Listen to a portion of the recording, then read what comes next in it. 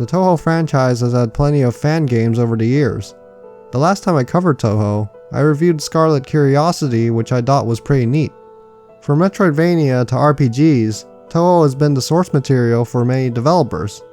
With Third Eye, a developer takes the series and delves into the horror adventure genre.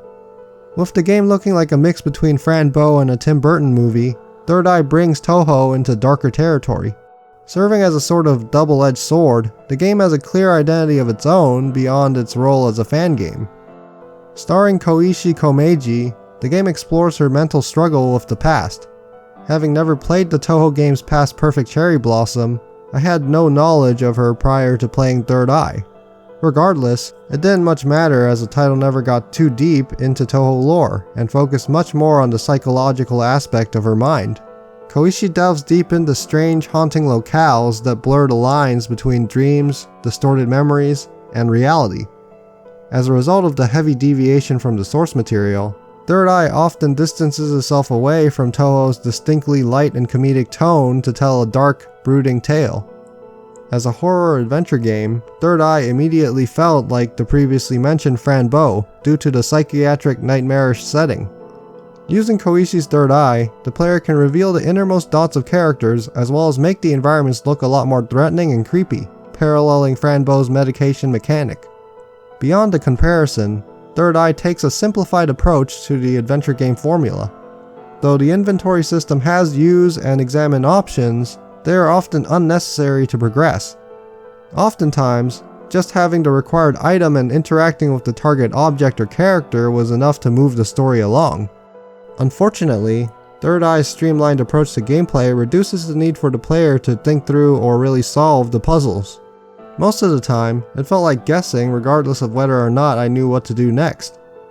Adding on to that, some of the obstacles placed in your way don't seem to make logical sense. This may be due to the abysmal English translation or a matter of design. Along with possibly hindering the setup of the puzzles, the poor translation also results in the dialogue feeling choppy and strange, which can be a pro or con depending on how you look at it. A lot of it is weirdly worded and mysterious, but it just isn't clear to me whether or not it was intentional. But from my experience, the low quality dialogue drastically damaged the experience. Also, the speed of the dialogue was way too slow. Top that off with the continue button just skipping through messages regardless of whether or not they finished talking, and you get a janky dialogue system.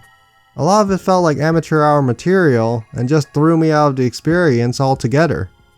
The most glaring error in the translation effort was during two specific sequences where the player has to make important decisions that massively affect the story.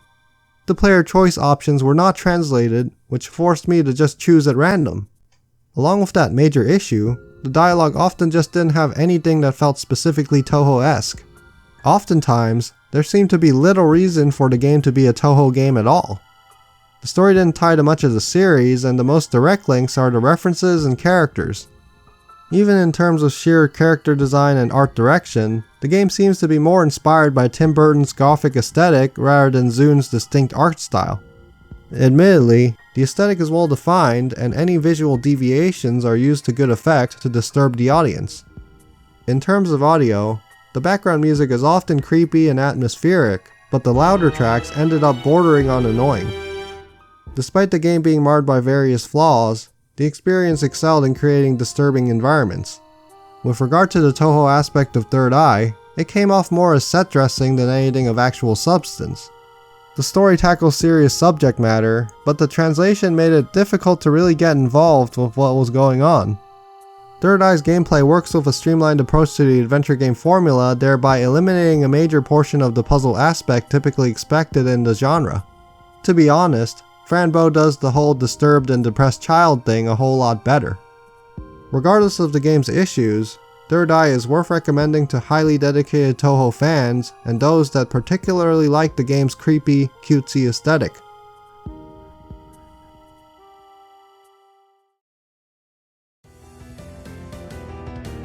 Thanks for watching the review. If you enjoyed it, feel free to like the video and consider subscribing to my channel. The original review was written for DarkStation, and I was provided a review copy.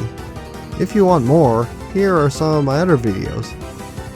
see you all next time when I explain how happy I am to have finally released a Halloween video.